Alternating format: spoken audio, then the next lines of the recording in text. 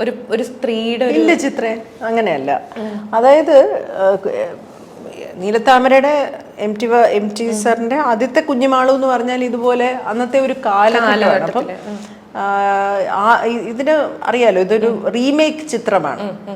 ആദ്യത്തെ നീലത്താമരയില് അതിനകത്ത് അംബിക ചേച്ചിയാണ് അതിനകത്ത്. അപ്പൊ അതിനകത്ത് ആ ജോലിക്ക് നിൽക്കുന്ന പെങ്കൊച്ചാണ്. അതിനെ ഇങ്ങനെ മുറിയിലോട്ട് കയറി വാന്ന് അങ്ങനെ വിളിച്ച് അകത്തോട്ട് എടുക്കുകയാണ്. അവളുടെ അനുവാദമോ അവളുടെ സമ്മതമോ ഒന്നും ചോദിക്കുന്നൊന്നുമില്ല. അപ്പോൾ ഇതിനെക്കുറിച്ച് പിന്നീട് രണ്ടാമത് റീക്രിയേറ്റ് ചെയ്തപ്പോൾ ലാൽ ജോസ് സാർ ഇങ്ങനെ പറയുന്നുണ്ടായിരുന്നു, അങ്ങനെ മുറിക്കകത്തോട്ട് പിടിച്ച് കയറ്റി കഴിഞ്ഞാൽ എൻ്റെ നായിക ആരായി പോകും, അപ്പം അതിനകത്തൊരു പ്രണയം വേണം, പ്രണയം ഉണ്ടെങ്കിലേ അവളെ പോവുള്ളൂ എന്നൊക്കെ, എൻ്റെ കഥാപാത്രം അങ്ങനെ ആവുള്ളൂ എന്നൊക്കെ പറഞ്ഞപ്പോൾ അപ്പോൾ എം ടി സാർ ഇങ്ങനെ പറയുന്നുണ്ടായിരുന്നു, അന്നത്തെ കാലത്ത് അങ്ങനെ ഒന്നും ഇല്ല, പെമ്പിള്ളേരെ അങ്ങ് വിളിച്ച് കയറ്റും, അത്രേ ഉള്ളൂ, അല്ലാതെ അവർ പൊയ്ക്കോണം എന്നുള്ള ഒരു കാലഘട്ടമായിരുന്നു എന്നൊക്കെ ഇങ്ങനെ ഒരു കോൺവെർസേഷനൊക്കെ ഉണ്ടായിരുന്നു.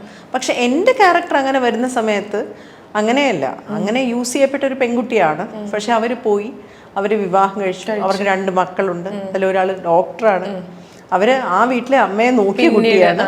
അതിനുശേഷം ഞാൻ ഒരു ചോയ്സ് എടുക്കുവാണ്, അവരാരും ഇല്ലാതായി പോകുമ്പോൾ ഞാൻ അവിടെ നിന്ന് നോക്കാനായിട്ട്. കാരണം അവരെ ഒരു കാലത്ത് എല്ലാമായിരുന്നു, അവരുടെ മകൻ ഇന്ന് ജീവിച്ചിരിപ്പില്ല, അവരുടെ പിന്നെ മരുമകളും വേറെയാണ്. പക്ഷെ ഞാൻ അവിടെ നിന്ന് അവരെ നോക്കാൻ ഒരു ചോയ്സ് എടുക്കുവാണ്. അത് ഒരിക്കലും ഒരു വീക്കായിട്ട് ഒരു സ്ത്രീ ആയിട്ടേ അല്ല രണ്ടാമത്തെ കുഞ്ഞുമാളുവിനെ കാണിക്കുന്നത്, അവരെ ഒരു സ്നേഹത്തിന്റെ ഒരു രൂപമായിട്ടാണ്.